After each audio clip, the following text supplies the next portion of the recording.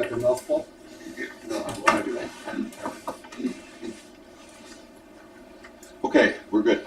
Okay, good morning, everybody, and thank you for attending our Oswego County Industrial Development Agency meeting of August 31st, 2022. And before we begin, I'd like to have our CFO, Kevin LaMontagne, introduce the guests that are and staff that are in attendance, please. Sure, as far as guests, on the phone today we have Camille Warner, who's the project manager working for RIC Development and Williamstown PV, which is a project on the agenda today. Also on the phone we have Morris Sorbello as a guest today. And here in person we have Lori Burrows, who's the APW School District Business Manager. APW is the school district that the Williamstown PV solar project is located in. And then as far as staff, I'm Kevin LaMontagne, the Chief Financial Officer of the agency. Mike Treadwell is the CEO of the agency, and Austin Billock is the Deputy Director of Operations of Oswego County. Okay, thank you, Kevin. Len, can you do like a roll call for Sure. him? All right. Gary Toth. Here. Mark Greco. Here. Tim Stahl. Here. Gary Trimble. Here. Nick Canale. Here. Len Scheck is here. That's unanimous. And we also have Kevin Caracoli, our legal counsel for the EIDA. So, all right. So, thanks everybody for attending and guests and board members. So, the first item on the agenda is the minutes. We have 2 sets of minutes to pass. July 28, 2022, and August 17th, 2022. Everybody get a chance to review them on their portal. Can we do these both in one motion, Kevin, or individually? You might want to do it individually. Okay. Okay, so I'll take a motion in a second on July 28th meeting minutes. I'll move them. Okay, motion by Nick Canale, seconded by Mark Greco on the meeting minutes of July 28th. Is there any additions, errors, or corrections? All those in favor? Aye. Any opposed? Carried. Now the meeting minutes of August 17th, 2022, that was our special meeting. Can I get a motion and a second on the meeting minutes for the August 17th? So moved. Okay, motion by Mark Greco, seconded by I'll second it. Nick Canale on August 17th's minutes. Any additions, errors, or corrections to the minutes? All those in favor? Aye. Any opposed? Minutes are carried. Okay, notice of the meeting was in the Palladium Times on August 23rd, 2022. The Treasury's report of May 31st, 2022.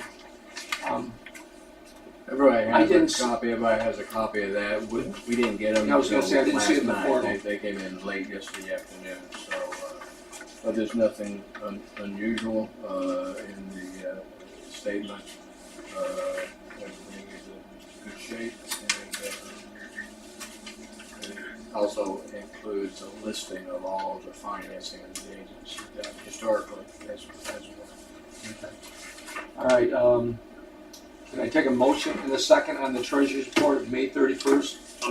Okay, motion by Tim Stahl, seconded by Barry Trimble. Any questions? All those in favor? Aye. Opposed? Okay, Treasurer's report is carried. And now we're up to item number 4, the Williamstown Solar LLC. And who's Kevin? Yeah, Camille, can you hear us okay? Yeah. Okay, so I'll give thanks. We just have to turn you up a little bit. I'll give a quick overview of the project, just normal, and then let Camille Warner, who's here representing Williamstown PV, give an update as well, and then we'll just open it up for questions or discussion. So in your packet, you have a cost-benefit analysis as usual for this project. Williamstown PV, at our last regular meeting, we approved the initial resolution. This is a 2.7 megawatt solar farm in the town of Williamstown. On agricultural land, it's at 21.6 acres. It's a large parcel, about 148 acres. And as always, we would only put the exemption on the property the solar farm is built on, the 21.6 acres. You can see the project budget, $4.3 million, and they're applying for a pilot under our solar pilot policy, 20 years, 5,000 per megawatt, 2% annual escalator, and decommissioning plan or bond to be worked out prior to closing. This is the same developer that worked with Mexico PV, which we recently approved a few months back. We did hold a public hearing by phone. Excuse me just a moment, wait for that. Lori Burrows attended, as well as the town supervisor, Camille Warner from the company, and Kevin Bliss from RIC Development as well, who's also on their development team. So we had a discussion of the project as usual and answered some questions about the tax exemption. Lori Burrows discussed that APW School District had recently opted out of RPTL 487, which is the kind of municipal solar law that gives certain provisions for exemptions. So we discussed how the IDA's exemption would work. We talked a lot, something about timing with the effective date of the exemption kind of based on the construction schedule of the pilot, as we usually work out, so that the exemption takes effect more or less when the assessment would be increasing. And Chip Hamlin, the town supervisor, asked a few questions about the project and what would happen if we approved the assistance, but it didn't continue. And I explained to him that the project's never done, that the pilot would be voided, potentially would never even get to closing, depending on the timing of like a cancellation of a project. Some issue with the project up there. I also attended along with Gary the town board meeting in the month of this past month, in the month of August. And Tim, thank you for kind of connecting us with that situation up in Williamstown, or the town council and so on. Camille gave a good presentation on a PowerPoint of the project, and there was good discussion. The landowner was also there. He's of course in support of the development going on his property, so he was there, at the town board meeting as well. There is an interesting situation going on in Williamstown. I just want to make sure the board knows that they are working on a local solar ordinance, kind of coincidentally and consecutively with this, or kind of in step with this approval. So the latest I understand, the municipal solar law will address things like setbacks and other kind of zoning aspects of a solar farm, which, because the town doesn't have its own planning board or zoning law, they're putting in this specific set of legislation for solar projects. And that's not uncommon. There's quite a few other towns. Kevin's very familiar with the text of the laws around in this county and others. And but this is going on simultaneously with us getting this project approved and RIC Development wanting to get things going. So my understanding, and Camille, when you give your update, you could update it. Maybe you could update us on this when you give your update of where they are with the town. But my understanding is the company and the town are working closely together, and it's possible that the law will move forward as it does on its own schedule, and the town will do something to lock in kind of the setbacks and other matters for this project that may be in a sense grandfathered in before the law. But so I'm assuming or guessing that Camille will clarify this, but in consultation with the town, trying to make the project as compliant with the town's law as the developer can reasonably assume, and that's what most of these companies are doing. I haven't experienced one that said, heck no, we're just doing it our own way, and town be damned. They're not here for that. But I'm sure Camille can enlighten us. And the last thing I'll add is that we are the lead agency for seeker on this project, so we'll talk more about that when we get to the seeker resolution, I guess. Kevin's assistance. So, Camille, would you jump in and give us an update of where you are, discuss a little bit, or give the board an update on your process with the town and where things stand? Sure, of course. So thanks for the introduction. Hi, my name is Camille. I'm the project manager for this project with RIC Energy. So a few weeks ago, we heard that the town was proposing a new solar law, so we reached out and we were able to obtain a copy of the law. We read it through and updated our plan set to make sure we were in compliance with all of the design features, so setbacks and fence heights as required. We then presented the revised proposal to the town with the updated setbacks, and they were very happy that we were able to take their draft law into consideration. Since then, the town has updated the code. I just received a copy yesterday, and I forwarded it along to Kevin L. and we are still in compliance with all of the design criteria, which is awesome. And there is a section within the solar law, this draft updated version, that will allow us to be exempt from going through seeker again and from any local use permitting that the law will require. At the next town board meeting in September, the town will pre-exempt us. The law hasn't officially been passed, but the lawyer will draft and have ready for the board a resolution to ensure that we are kind of grandfathered in or exempt from this new law. Any questions on that? Pretty straightforward. Camille, could you run the board through your timing, like construction and going live and so on, assuming you work things out with the town? Sure. So we expect the design to be finalized by the mid-December, and then after that we'll start with equipment procurement, and then it's expected to take quite a few months with the delay of equipment kind of going on right now. And so we're expecting construction to start in the beginning of June and run through about mid-October. After that, we will have final inspections and commissioning, and we're expecting the project to be up and running by early November. Camille, this is Gary Toth. Just one question. First of all, I'm glad that you and the town are back together and communicating and working along their draft solar plan policy, I should say. But what about the decommissioning? Has that been put in place yet? It has not been put in place. I believe we're working on it with you, and then we'll loop the town in. Is that correct? Yeah, I mean, this is Kevin Caracoli, General Counsel. We will, any approvals would certainly be conditioned upon a decommissioning plan. Typically, NYSERDA has a formula that most companies are utilizing. Just want to make sure that it's consistent with that. I know in the municipalities that I represent, we like to have a decommissioning bond that covers the life of the project, not annually renewable. It hasn't been a problem with these larger projects. It's typically the real small ones that we've got to work through the costs. But every project, and Camille, I can talk to you offline on this, but every project that I've seen with a decommissioning plan has been able to comply with that.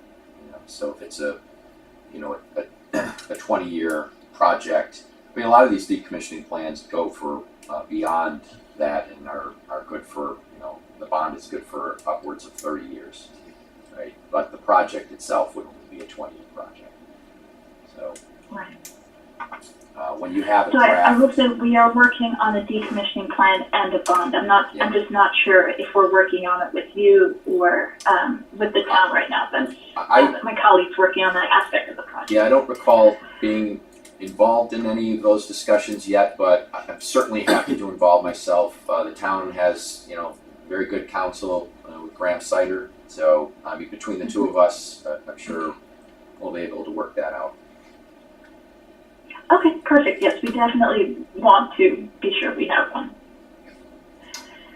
Thank you, Camille. Does anybody else on the board have any questions for Camille? I'm just curious as if you've met all of the requirements of the proposed solar law, why do you have to be exempt from it? Time It's not formalized yet. But if you've met it with So- Camille, I think there has some specifics. Camille, on the setback potentially to accommodate the landowner is one matter. Yes. So the setback requirements were originally the original draft solar law had them at 300 feet from the property lines, and now they have shifted to, and I can get you the exact number. Now they've shifted to be at least 100 feet from all property lines and a minimum of 300 feet from the center line of the road. And the town, after speaking with Graham, advises that our setbacks can be 150 feet. So we just want to be in compliance with that. And the other thing that, the other reason that we want to be exempt from it is if we don't, we'll have to go through a special use permit and all of the various land use approvals that the solar code will require us to go through. We will also have to redo seeker, which is not something we want to do considering that we're 95% done with this project. And in fairness to the company, their environmental submission was pretty comprehensive. That's Probably. obscene, I think. I was just going to say that, Kevin. It's the most comprehensive I've seen out of any of these companies that has presented. I'm just curious. A lot of it's a timing issue too. I mean, the local law has to have a public hearing, then you submit it to Albany and for filing, and the timing may not line up, with what the company's plans are. But it's good to know that they've substantially complied with most of that local law. Well, there's a track record with this one too, because they did doing the Mexico project as well. And they did a very, very thorough seeker at that one also. Lori, did you have anything you wanted to share with the board, or any questions or comments? I just have a question on the timing of the 10-year versus 20-year, and why the allowing it to go to 20 years is part of the consideration. You're probably referring to our uniform tax exempt policy Yes. for manufacturing and non-manufacturing? Which is 10 years, correct? Correct. Yes. Non-manufacturing is 10, manufacturing is 20. The IDA several years ago with these projects carved out a deviation from the standard UTEP to deal specifically with solar projects.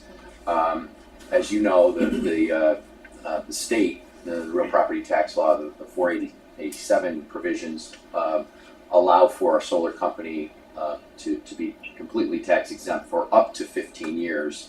There are opt-outs that communities can utilize, and I know that the district has in this case. Under the authority that the IDA has through the general municipal law of the state of New York, we're allowed to create deviations from certain projects and uses. And so the board did create a special deviation for the solar projects. It's limited to 20 years. It's $5,000 per megawatt is the payment in lieu of the taxes, and every year is a 2% increase on the prior year's number. So it will always, every year, annually go up. The money is then distributed proportionately to each of the tax jurisdictions. A couple of other important provisions that we incorporated into this is the requirement for a decommissioning plan. We, the IDA, don't generally get involved with negotiating that decommissioning plan. We generally leave it up to the municipality and the company to do that. In this case, because there is no planning function in the town, we're kind of partnering with them to make sure all of that's in place and overseen. The other thing that's important is that the tax exemption is only on that land utilized for the solar arrays. So in the case of let's say a 100-acre farm or piece of property, and the company's only going to use 25 of it, only the 25 acres falls under the exemption. That the 75 balance of property is fully taxable at whatever the rate is that the town or municipality sets.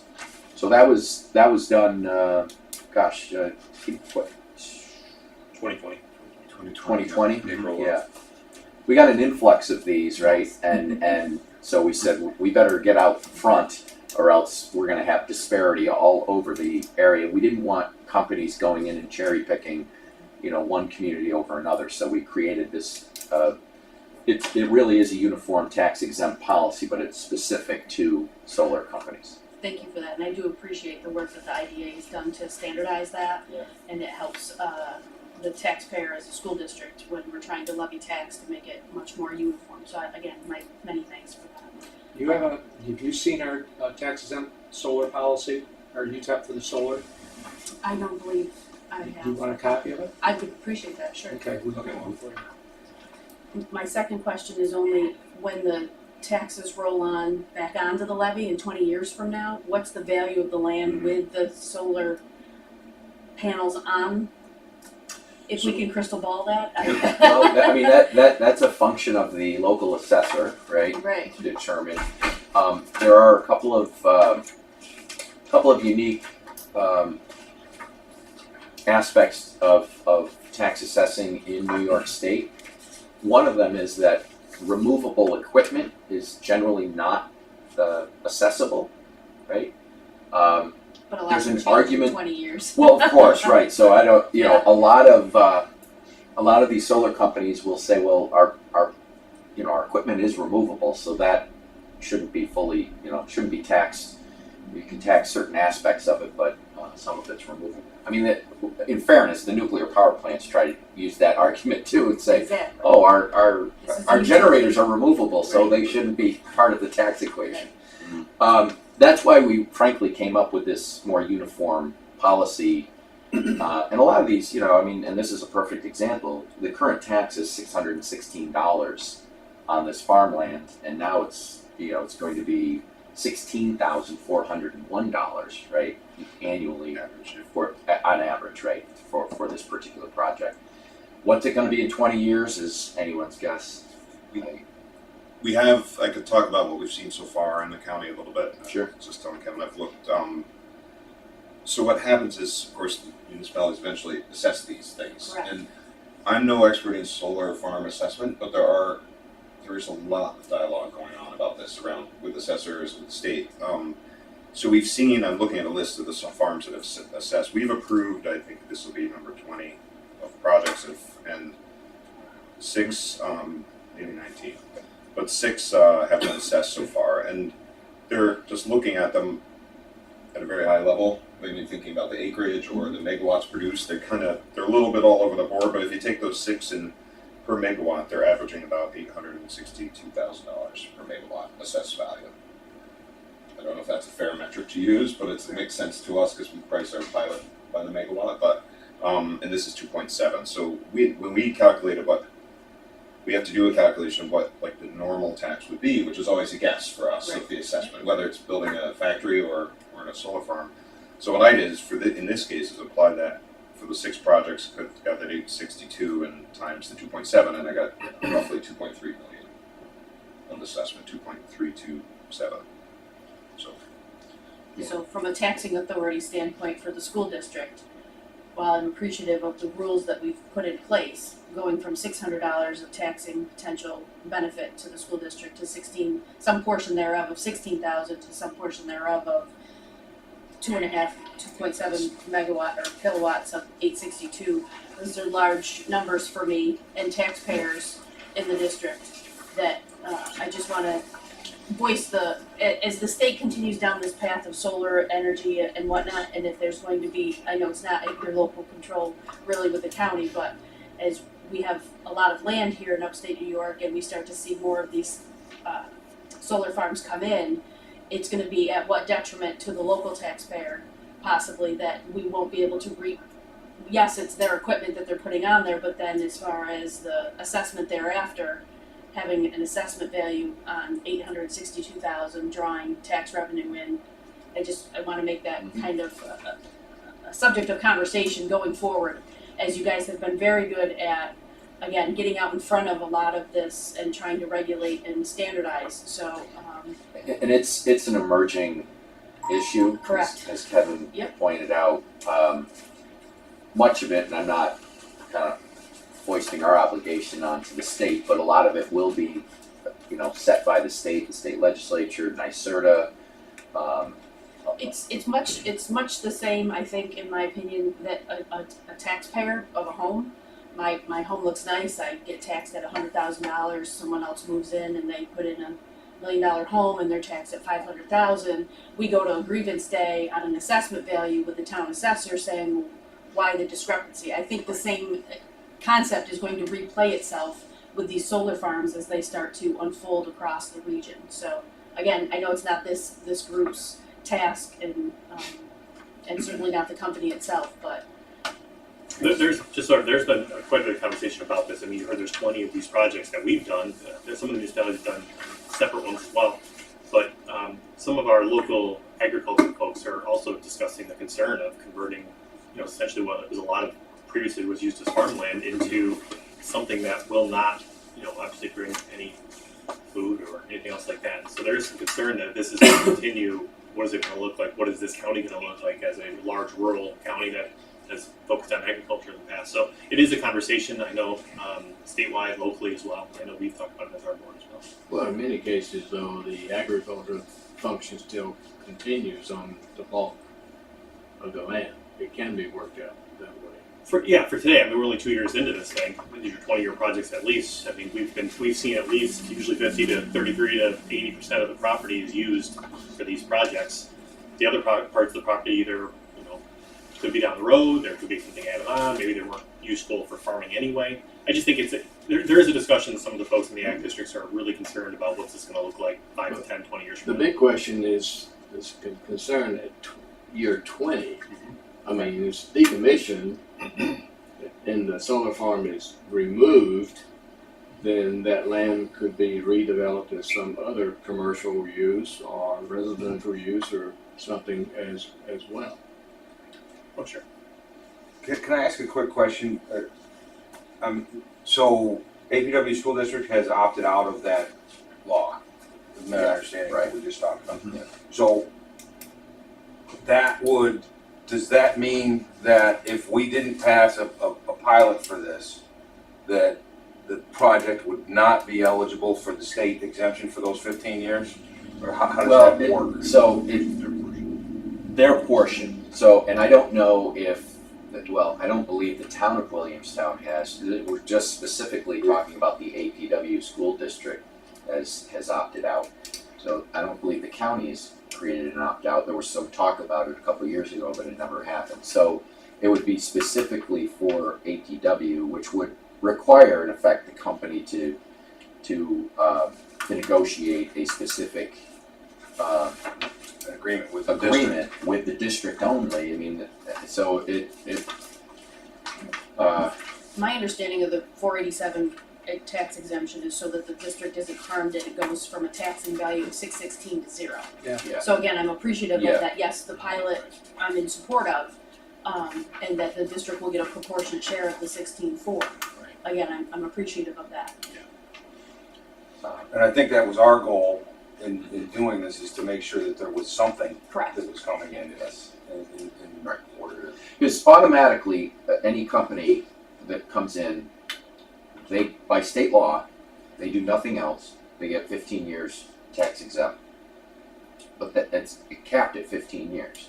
A lot of these companies, they base their business model on much longer than 15 years, and so that's why we said, 20 years would probably be about our cap. If you recall, when we were talking about this, some of these companies wanted 25 and 30 years, right? I think one of them suggested 30 years, Early on, yeah. and we drew back on that. In the arrived district's at 20 case, years. we had a pilot roll off the pilot and then roll on to the tax levy as a, and in that event, the taxing ability of the district went up by the amount of the assessment for that pilot company. So again, it impacts the district and how I'm able to levy taxes and make sure that all community members are treated fairly, so that if the timing is of concern, just to make sure we don't miss a window of opportunity to say, oh, I missed out on $200,000 of taxing revenue when it rolls back onto the tax Well, not to levy. mention, So, can potentially mess up your school aid formula too, because if Yes. you become a little richer correct. in 1 year, they draw back on that. And one of the benefits of the 412A pilot is that for whatever reason, it generally does not impact a school district's school aid formula. The 412A, the IDA pilot, I mean, that's frankly the Oswego City School District came to the IDA when we were negotiating the nuclear power plant pilots, and that was a big concern of theirs. Similar, not to get too deep into this, but there's a separate pilot agreement that the municipalities can enter into directly with a nuclear power company. For whatever reason, that pilot agreement impacts school aid. The IDA's pilot under 412A does not. So they came to us and we actually entered into the agreement on behalf of the taxing jurisdictions for the new plant. In a similar sense, that's what's happening here, Lori.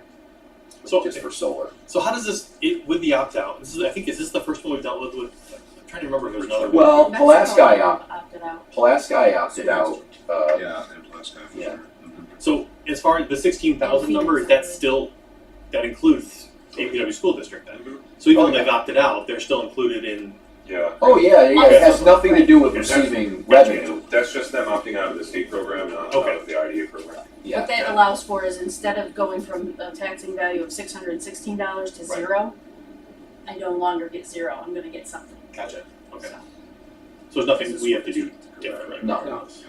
Would the school district, if they chose not to, like you said, they have to come up with the separate agreement, this is their separate agreement then? Yeah. Okay, Yeah. but could they choose, if they wanted to not be a part of what we're offering here? Well, so this is the kind of the fine line we as an agency walk in relation to municipalities. This agency has separate distinct authority to grant pilot agreements, notwithstanding the local municipality's position on it. Sure, understood.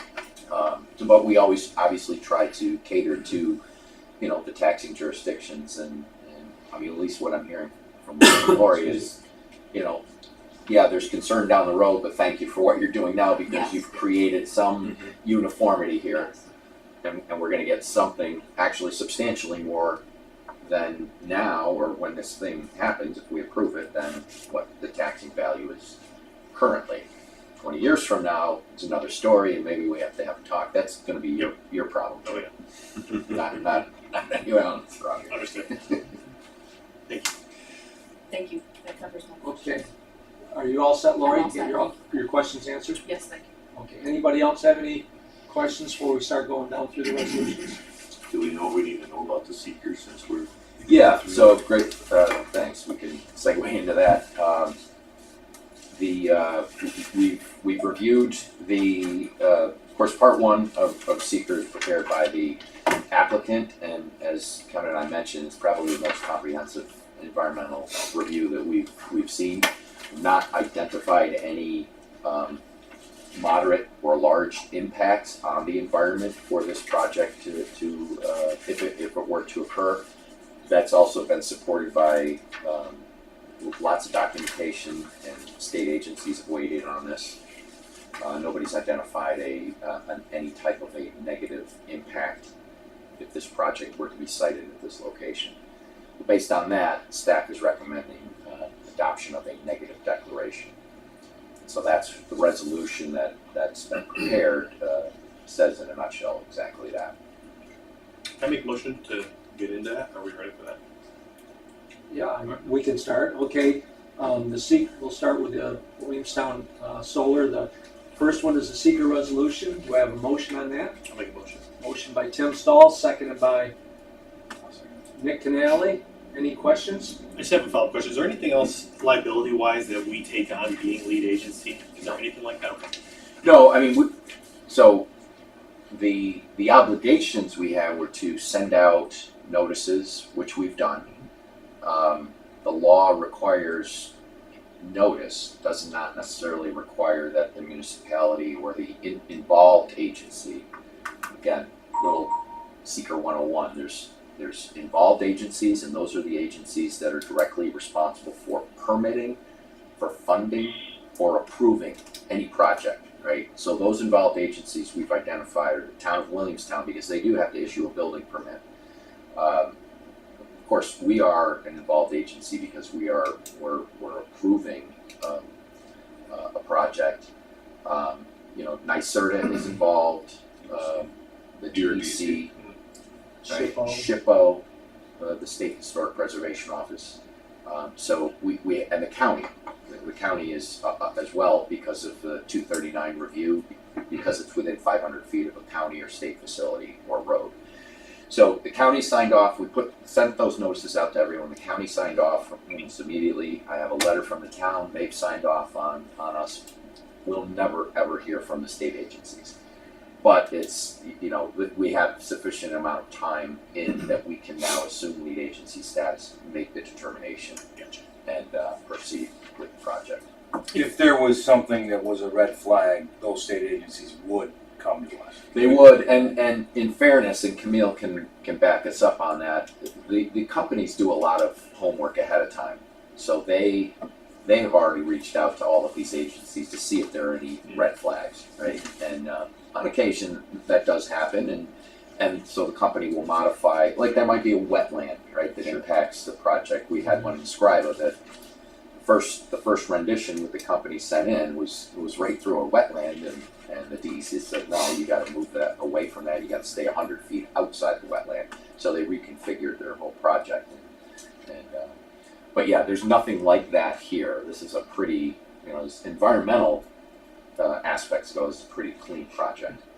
Kevin, this may have been discussed at the last meeting on this project, but what was the unique circumstance that the IDA was asked to be lead agency for this project? Yeah, so the town of Williamstown has no land use control. Most towns will have a planning board or a site plan function, and so they'll take on that role. In this case, Williamstown does not. There was no other agency that was really appropriate to step forward other than the IDA. It is unique. We've only done that a handful of times in my memory. Yep. One other time actually, checked during the meeting. Yeah. Okay. So we're not setting any precedent that this is something that'll take place on No, a common basis. I really don't think so. It is pretty unique. Okay. Most municipalities in this county have some form of land use control, and now it sounds like Williamstown will. So going forward, if there are any other projects like this, the town of Williamstown will assume lead agency status. Oftentimes, the IDA, because we are approving a pilot, we're an involved agency and we'll get a notice from the municipality, but we're not asked to service the lead agency. Kevin, if I could, this is Morris. Could I ask a question, please? Sure.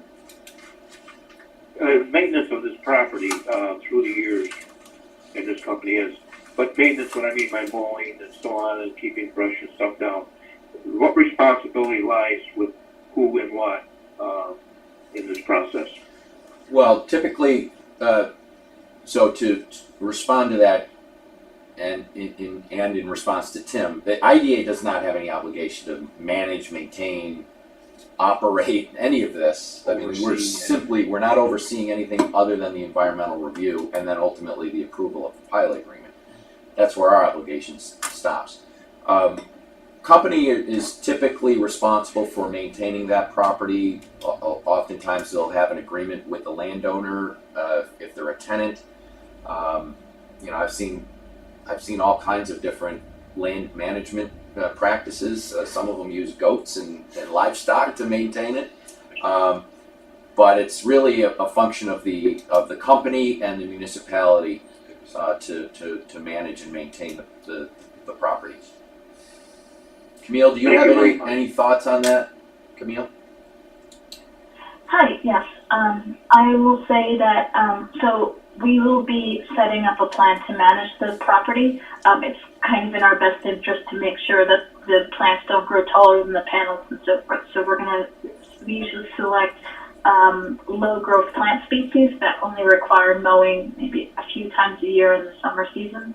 And we will have routine maintenance, not like every day, but maintenance just to make sure the equipment is working properly. Because it is in all of our best interest for the project, the solar facility, to work without hitch. Yeah. And that's consistent from company to company. Any other questions? I'll just add to what Kevin said about the review of the seeker form. Barclay Damon's, one of Barclay Damon's environmental attorneys went through it, as they always do. They went through the entire submission from the client, the environmental assessment form, and they assisted us in completing parts 2 and 3, which is, as the agency, those are the parts we complete, which basically, as Kevin said, no significant impacts are identified. So like the form would say, there's a visual impact, yes, you can see the solar farm, but it's not significant. I mean, the good thing about the maintenance is in most cases, I would suspect that they contract that out to a local business person to do that work as opposed to actually hiring someone, because they don't hire too many people, full time. So it creates some other additional spin-off business. Okay, any other questions on the seeker resolution? I have a motion by Tim Stahl, seconded by Nick Canale. Is that right? Yep. Okay. Any other discussion? All those in favor? Aye. Any opposed? Okay, the seeker is carried. The inducement resolution. Can I take a motion, a second on the inducement resolution, please? I'll move it. Motion by Barry Trimble, seconded by I'll second. Nick Canale. On the inducement resolution, any questions on the inducement? All those in favor? Aye. Any opposed? Motion carried. Okay, the pilot resolution. Can I get a motion and a second on the pilot resolution, please? So moved. I'll second it. Mark, was it you? Yeah. Okay. Motion by Mark Greco, seconded by Nick Canale on the pilot resolution. Any questions or discussion? All those in favor of the pilot? Aye. Any opposed? Motion carried. And now lastly, the final approving resolution. Can I get a motion and a second on the final approving resolution, please? I'll motion. Second. Motion by Tim Stahl, seconded by Mark Greco. Any questions? Comments? All those in favor? Aye. Any opposed? The final approving resolution is approved. So that closes out on our end, Williamstown Solar.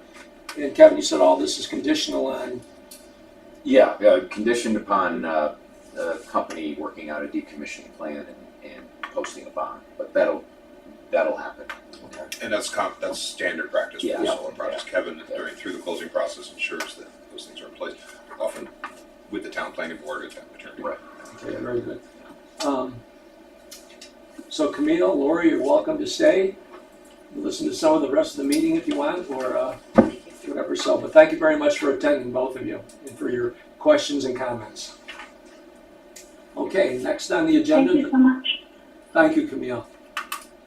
Next on our agenda is Novellas, the initial resolution. I can give should I give a quick? No, you can hang it up, just my cell phone so we don't hear the background noise. You could actually, yeah, you could hang it. I'll do that here, so. You're welcome to coffee or scones or whatever we have over there if you want.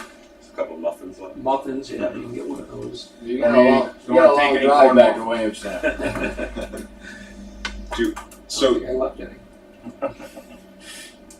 should I jump to Novellas? Yeah, Just a quick, I'm sorry. quick memory test or reminder is that we did approve an initial resolution for Novellas last June.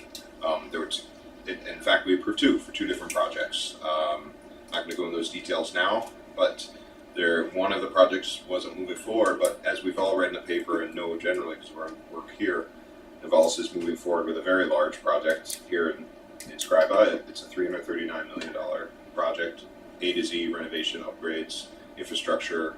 What do they call it? Infrastructure and sustaining investment, strategic investment project. Including significant increases in the technology and capacity, as we understand it, of their hot mill and some other facets of the plant. In fact, underground piping, water supply, septic, secondary transmission lines. It's a massive project, and so they've come back to us with a new application, essentially a very significantly amended application, and we're working towards proceeding kind of for the second time on this pilot for this. $339 million project. So we have some work to do with the client to figure out exactly how we will work out a pilot. Much in the past, we've done exemptions on parts of the factory that have been renovated or built out, and that seems to be possible here. The project includes. But there is a significant difference in this and the other one, because the other one did not have the new construction. Yeah. Primary was just interest Between rate last and the June and ground now, stuff. yeah.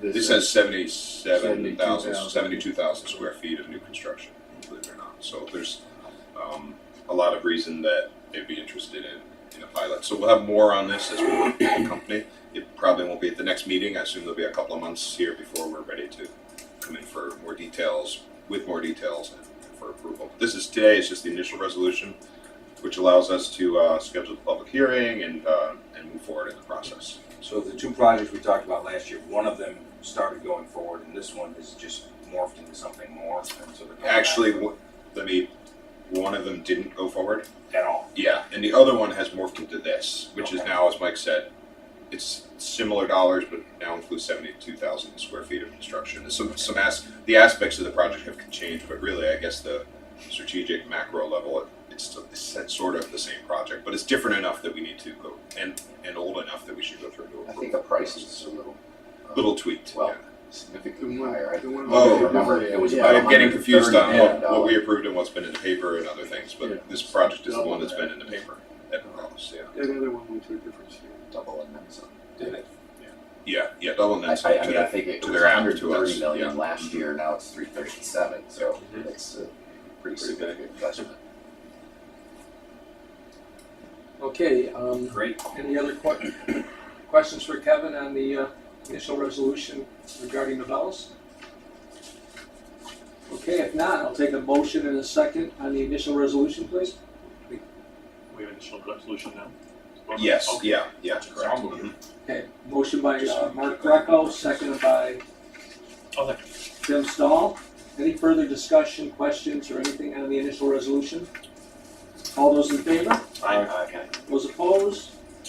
Carried. Just a quick question on that. Do we have any idea in terms of when the inducement was? I mean, Kevin, do you think it's still several months away, or is that something that'll be coming next month? Based on my experience working the Wells so far, it's several months away. I mean, they're not. But Very they're fast still, at they're getting still us going data. through So- the secret process. Yeah, too. okay. That's On the still, design and one. They've issued building. you've No, issued building the town planning board has approved the entire, they call it the Entire site improvements project. Just making multiple improvements to the project. They've broken it, at least from the town's perspective, into 4 phases of building construction. And so they've actually started phase 1, which is construction of locker rooms, additional locker rooms, and upgrades to their facilities to accommodate, the employees. And then they're going to move into another phase. And to be clear, locker rooms, Novellis is big scale, so it's a 10,000 square foot building. Yeah, And their locker yeah, rooms. I mean, it's- it's not like a gym converting- locker room. Yeah. You got 1,200 employees. Yeah, it's Yeah. pretty significant, and they're doing, they're upgrading their dining facilities, and they're really, putting a lot of money into their employees and employee experience, and then it moves into the hot mill, and then there's an annealing building, and when you total it all up, it's 72,000 square feet of additional construction. The town approved as kind of a blanket submission the site plan. So that's done, seeker's done, the IDA was an involved agency in that, and so we're good with that aspect of it. But as Kevin pointed out, I mean, this is a pretty big, we're slow moving project in that regard, so it'll probably be a couple more months before we have the approval resolutions. well, we gotta target the components of the project that we can provide the sales tax exemption on purchases, and the portions of the project that we can provide the pilot. The prior projects, the cash project, we created 3, a tax district for each of those projects for the pilot. I mean, it is a $339 million project. About 130 of that is construction. I'm not prepared with those details today. Yeah, I mean, a significant amount of it is for equipment upgrades and things of that nature. Actually, the building is even less than than that. It's, you know, it's under $100,000 in total building construction. 100 million. Yeah. Oh, no. That's good. It's like That's it's Well, like- if you're investing in that, They're not putting up pole barns. Okay, any other questions on the Novellus project, the initial resolution? Okay, the next items on the agenda fall under executive session, so I guess I'll take a motion in a second to enter into executive session. I'll make a motion. Motion by Tim Stahl, seconded by Nick Canale, to enter an executive session. All those in favor? Opposed? At what time? 9:53.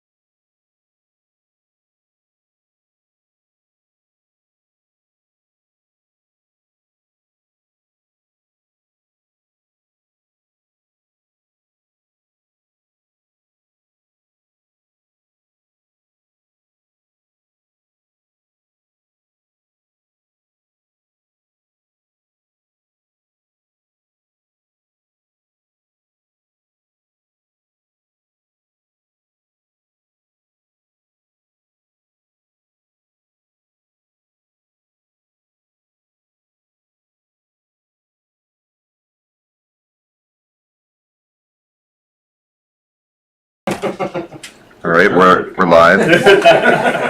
That's when the big smiles come out. Are we live? Yes, there you go. Okay, right now we'll come out of executive session at what time, Lynn?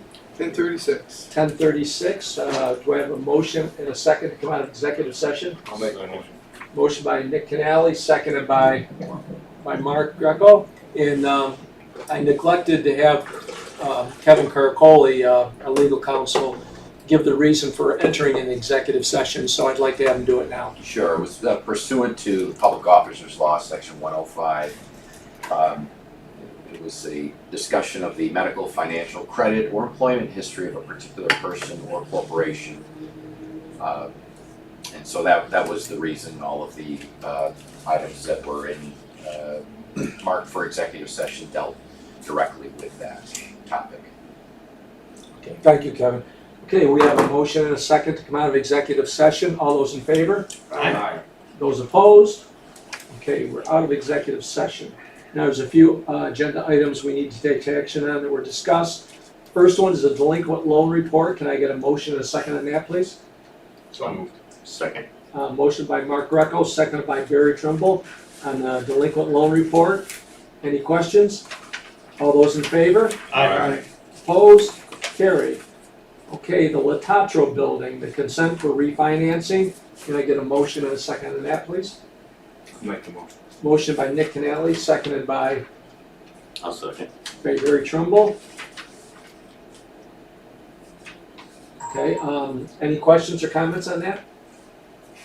All those in favor signify by saying aye. Aye. Opposed? Carried. And lastly, the Whitewater Commons consent for refinancing and subordination. Can I get a motion and a second on that, I'll make please? the motion. Motion by Tim Stahl, seconded by Nick Canale.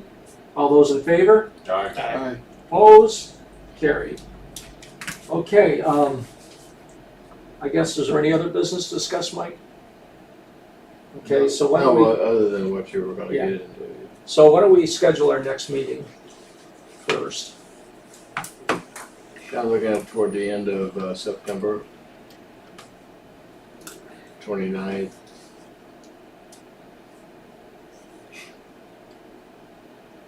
30th or 28th. 28th, which was a Wednesday, 29th a Thursday, 30th is a Friday. I can't do the 30th. 29th works really well for me. Yeah, I can't do 29. I Okay. won't be able to get here until after 10 on the 29th. Okay, well, 28. 28th, I can do 28. I can do can 20. you do 28? I should be able to. Morning or afternoon? Which would be better for you? Afternoon would be better for me, but it doesn't, I don't, hopefully I don't have any issues. It's the last day that I have blocked off for our kitchen project, floor project. Hopefully it's done the week before. So it may not be a concern. It might not be a concern. I should be fine. What about Tuesday, the 27th? It works for me. That'd be worse because you'd Yeah. still be in Florida. Okay, so I have to be able to. 28th would be fine. If you put it down for the 28th, I should be able to be there. Okay. Even in the morning, it's fine. Does that work for you, Kevin? I'm open. Yeah, I'm good for Wednesday. Tuesday I can't do until after 10. I'm teaching in the mornings. Okay, so Wednesday, the 28th at 9 o'clock? That's right.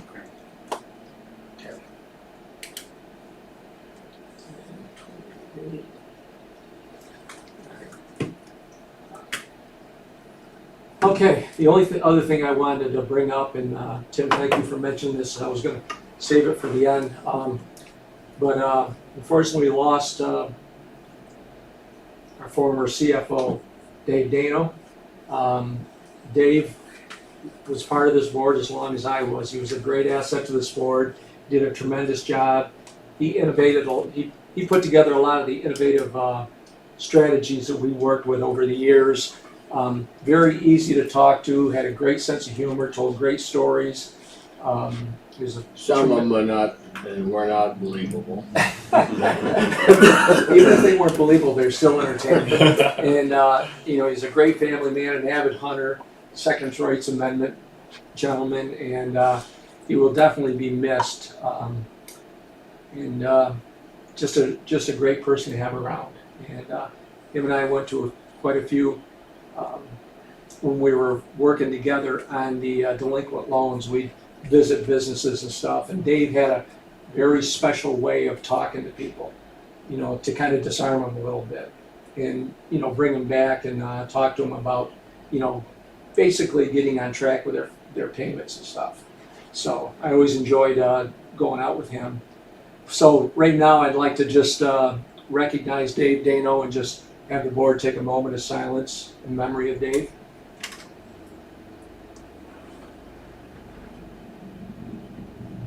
Thank you. And I think Dave would be very happy with the progress we've made and with Kevin's, which I know he'd be very proud of Kevin and the work he's doing. So, thank you. He'd be really proud that those two things came off of his microphone. Yeah, you would. For sure. So, okay, anything else? Motion to adjourn? Move. Mark Greco, seconded by Nick Canale. All those in favor? Aye. Those opposed? Okay, gentlemen, 9:28 at 9, and if on the 27th and Nick's floor is not done, we're going down to make sure.